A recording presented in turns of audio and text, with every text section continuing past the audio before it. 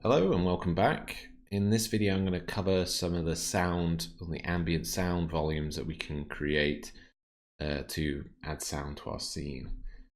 I'm going to start with doing a river sound. So what we need to do first is define the outline of where we want this sound to be. So we're going to go to our roll-up bar, objects, area, shape, click shape, and I'm going to click on follow terrain. Just going to click for our first point, click again for our other points. I'm going to closely follow the edge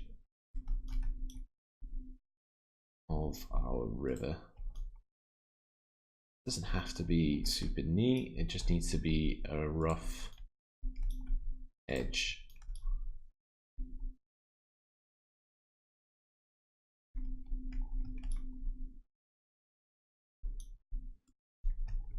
So we just keep clicking this round to define the edge of our river, and then double click to finish. Now that we have this area, maybe we want to flatten it and reset the height, dragging it down to define our river. We can change the height of it, say like 20. Now here's some of the most important properties when doing sound. Is area ID, the group ID, and the priority. For most ambient sounds, you want them all on the same priority, so they do not exclude each other, because when you enter a sound area, and if the priority is higher, it will override any other sound areas that are nested in it. So if I did make a basic wind sound for the entire level and drew in a box around the entire level, I do want to hear that on top of any other sounds that I put into the level. So we're going to keep the area ID on 1, maybe group ID on 1, and then priority on 10 for this one. I think on islands we put priority on 10. We'll put priority on 10. It's either 10 or 20, I keep forgetting. For good practice, it's good to rename these areas. We could call this one ambient. So we call it ambient sound areas. ASA, ambient sound area. Or we'll call it ambient sound area river 101. Okay. Then we want to get a sound that links to this area, so the engine knows that in this area it will play this sound, so we need a sound entity. So we go to our objects tab again, we go audio, then we need an audio ambient area ambience, audio area ambience, tongue twister. And let's place it inside our area. And now we need to set up the properties for this sound. Right now it doesn't have anything, so we need to go into its properties. We need to change the environment, and this is the reverb, so how it echoes basically when you're inside it. And we have various different ones that we use. So we got a cave, outside, room large, room medium, room small, shed, and warehouse. So I mean, if you've noticed in the game, when you walk into a warehouse, your footsteps may sound a bit more reverberated and more echoey. It's because we use the environment of warehouse. For this one, we're going to use outside. So it's outside. So click OK on that. And we want to change the environment distance. This is how much distance you can hear the sound from.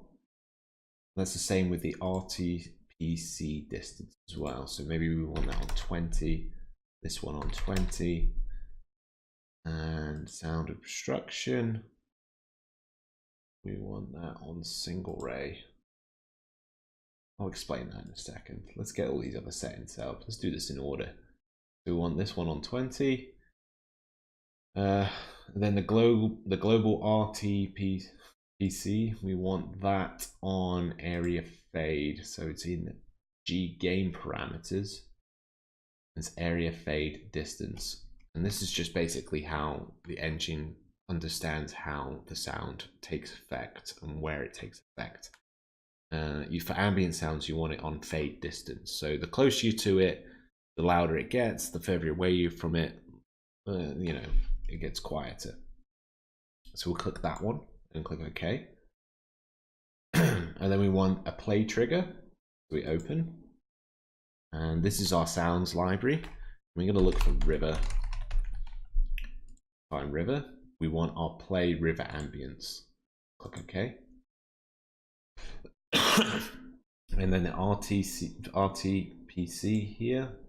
We want the same. We want area fade distance. Click OK. And then the distance for that one as well. We'll keep it to 20. Now the sound obstruction type, I usually put this on single ray. You can put it on multi-ray or ignore.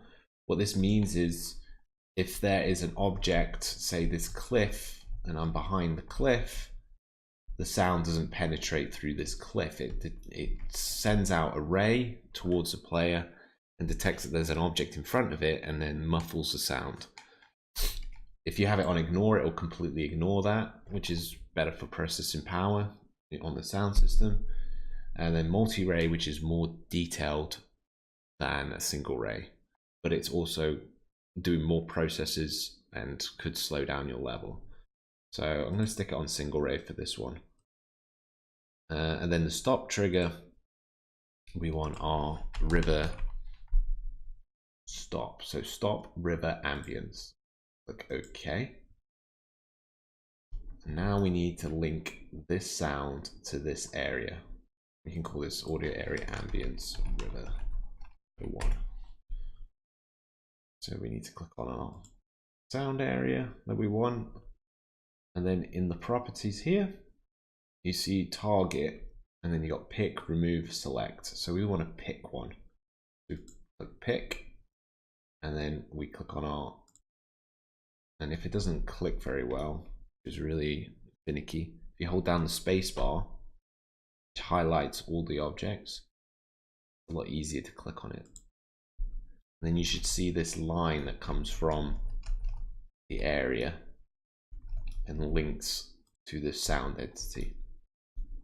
And that's it. Now that river has sound. I do have muted audio on. Not sure if you can hear that. We have our sound for our river. And then it fades in and fades out accordingly. And it's just the same with forests as well. So if we wanted to do a forest one, we create a shape, put it on to conform to terrain, and let's go around our trees. We can be a bit more rough with the trees. It's a really good practice to make these as least complex as possible. It doesn't bog down on the sound engine. So I've outlined my forest. I want the height to, let's say 30 on this one. And then we want the area ID the same as our river, so 1. And then we want it on 1. And priority on the same, I think it was 10, yeah, did 10. Call this ASA. Forest 1. And we need another sound area, so I'm going to show you how to do this again. Sometimes I just copy the one I've set up. So if you make one forest sound, you can just copy it and link it to a different one. But I'm just going to make a new one just to show you again. So audio area ambience, and we put it there. Change the environment to outside. Distance, let's put this on 20. This to area fade distance, play trigger to search for forest, so environment, and we want play forest ambient. Area fade distance again, That to 20 again. This on single ray. Stop trigger to our forest. No, stop forest ambience. And click OK. Then we click back on our area shape and we pick. We hold down spacebar to make it easier to click on it. Click on our sound entity. Should be our forest sound. Sometimes it doesn't want to play. You might need to reload scripts. You can hear the player like really thirsty, which is really annoying, but jumping game.